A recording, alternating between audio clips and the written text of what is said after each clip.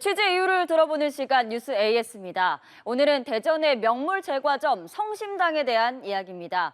최근 성심당 대전역점이 계약 기간 만료를 앞두고 있다는 기사가 나왔고, 그러면서 운영 주체인 코레일 유통과의 수수료 계약 관계 등을 두고 논란이 빚어지고 있다는 사실이 알려졌는데요. 이호진 기자 연결해서 자세한 이야기 나눠보겠습니다. 이 기자, 지금 나가 계신 곳이 화제가 되고 있는 바로 그 성심당 빵집입니까? 네, 그렇습니다. 네, 지금 평일 오후 시간인데도 뒤에 줄을 서는 사람들 모습도 보이고 있습니다. 성심당이란 제과점 잘 모르는 분들도 있을 것 같은데요. 대체 왜 대전의 명물을 넘어 전국 1등 빵집이 된 겁니까? 우선 그 전에 제가 뉴스룸으로 빵을 KTX 특송으로 보냈는데 혹시 앵커께서도 받아보셨나요? 네, 저희가 지금 그 빵을 스튜디오에 가지고 나왔는데요. 이 빵이 어떤 빵입니까?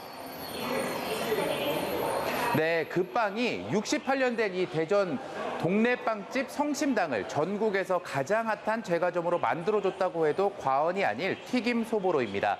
지금 이곳에서도 계속해서 구워지고 있어서 먹음직스러운 빵 냄새가 진동을 하는데요.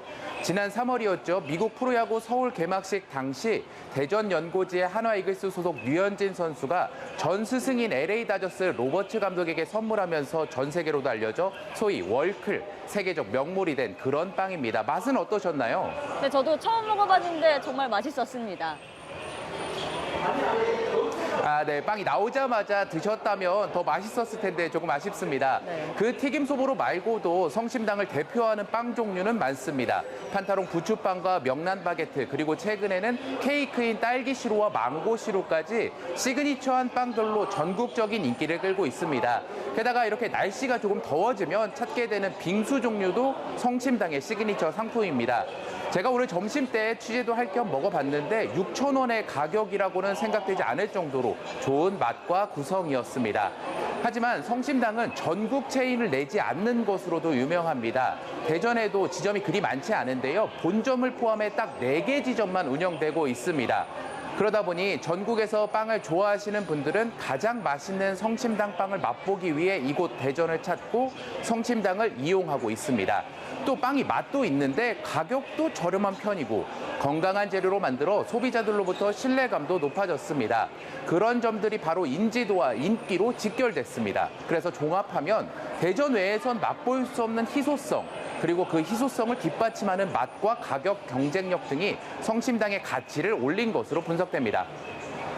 네, 그렇다면 말씀하신 것처럼 이렇게 월드 클래스가 된 성심당, 대체 최근에 어떤 문제로 이렇게 여기저기에서 입방아에 오르내리게 된 건가요?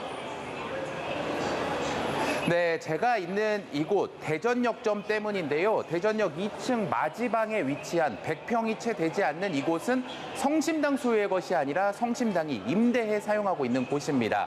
그런데 올 10월 계약 기간 만료를 앞두고 있다 보니 성심당이 대전의 상징과도 같은 대전역에 계속 있을 수 있는지 없는지가 전국적인 관심사가 됐습니다. 네, 생각해보면 단순히 계약을 연장하면 될 일인데 그게 쉽지는 않은 상황인가 봅니다. 네, 그렇습니다. 이게 결국에는 돈 문제가 걸려있는 셈인데요. 이 매장은 우리가 흔히 알고 있는 달에 얼마씩 내는 정액제의 월세 계약이 아닌 수수료율에 따른 계약으로 임대료를 지급하는 매장입니다. 임대를 받은 업체가 코레일 유통 측에 매출의 일정 비율을 수수료로 내는 방식인데요. 이런 방식은 대다수의 백화점에서 매장 계약을 할 때 사용하는 방식으로도 알려져 있습니다. 물론 성심당만 그렇게 수수료율 계약을 하는 것이 아니라 대부분의 이런 대전역 같은 역산의 매장들이 그런 계약 관계로 운영되고 있습니다. 네, 그러니까 종합하자면 이 수수료를 두고 성심당이랑 코레일 유통이 좀 의견 차이가 있는 것 같습니다. 네, 그렇습니다. 수수료율이라는 게 결국에는 정률, 그러니까 일정 비율로 책정되는 것이다 보니 매출이 오르면 수수료도 더 내는 구조입니다. 그런데 문제는 정률제를 적용하면 지금 성심당에서 내고 있는, 그러니까 2016년부터 지금까지 내왔던 비율의 3배 이상 올라가면서 성심당 입장에서는 부담이 큰 상황입니다. 네, 그렇다면 성심당이 인기가 많다 보니까 이 코레일 유통 측에서 폭리를 취하려고 하는 거 아닌가요? 근데 또 그건 아닙니다. 앞서 말씀드렸다시피 코레일 유통은 전국의 모든 역산의 매장을 관리 운영하는데 그 매장들도 대부분 17에서 49%의 비율로 수수료 계약을 맺고 있습니다. 그리고 이번에 성심당도 최저 비율인 17%를 적용했다고 알려졌고요. 네, 또 그 얘기를 들어보니까 그럼 성심당 측에서 조금 억지 주장을 펴는 겁니까? 근데 놀랍게도 제가 취재한 바로는 또 그것도 아닙니다. 네. 이 문제가 다소 복잡한데 2016년 성심당이 처음으로 대전역에 입점했을 당시의 운영 주체가 코레일 유통이 아닌 모회사인 코레일이었습니다. 당시에는 지역 향토업체 그리고 성심당이라는 상징성과 대전역이라는 지리학적 가치 등을 고려해 계약을 맺었습니다. 특히 그때는 코레일이 성심당을 모셔오듯 유치를 해왔다고 봐야 합니다. 그렇게 성립된 계약은 월 임대료가 2억 원을 넘지 않는 것으로 확인했습니다. 그런데 연장 계약을 하려고 보니 운영 주체도 바뀌었고 수수료 기준도 달라진 겁니다. 그래서 매출의 5% 수준이었던 월세를 갑자기 최소치를 기준으로 해도 17%로 올려받겠다고 하니 성심당도 쉽게 받아들이기 어려운 것이죠. 네, 그렇다면 결국에 이 수수료를 성심당 측이 받아들이지 못한다면, 그래서 대전역점을 떠난다면 많은 분들 아쉬워할 것 같은데 어떻게 되는 겁니까?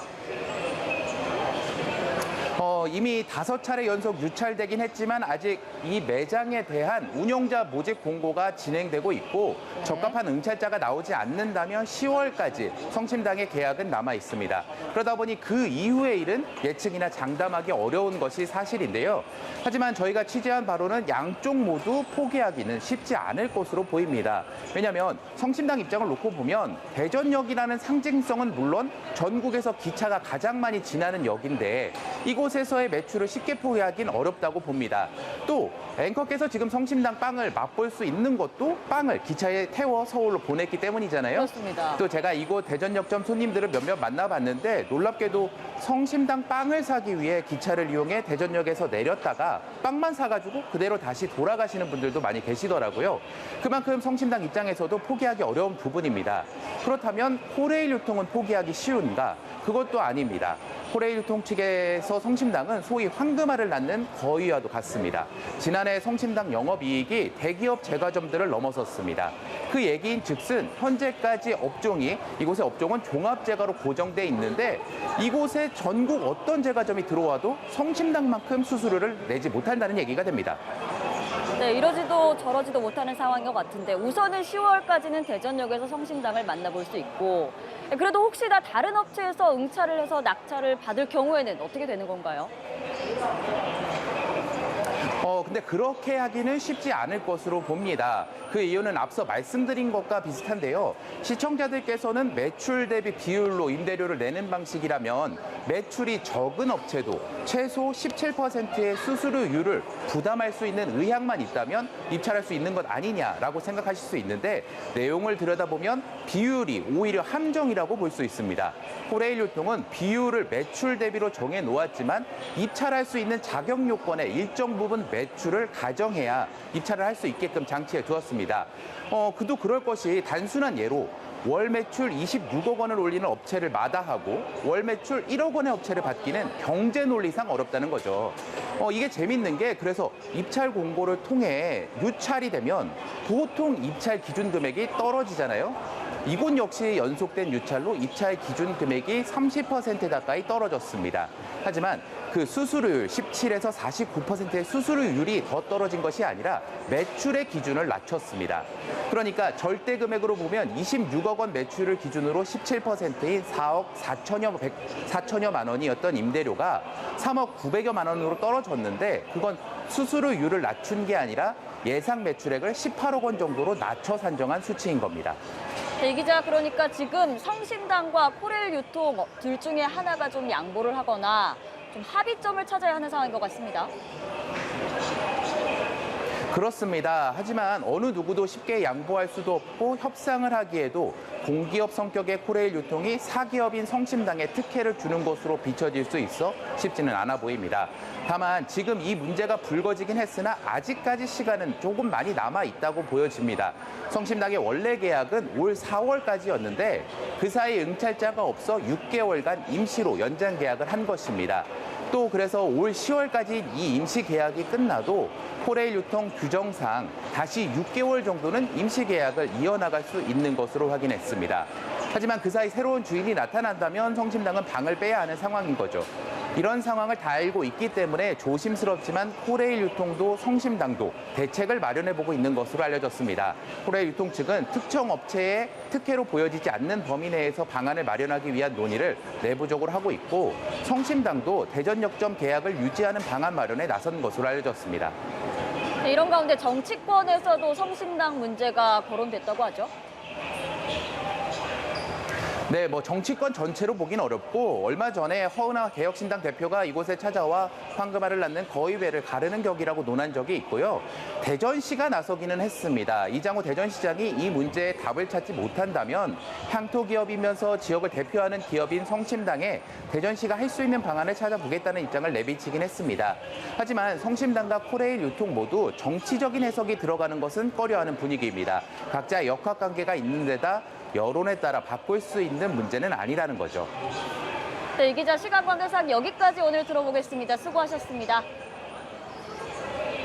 네, 감사합니다.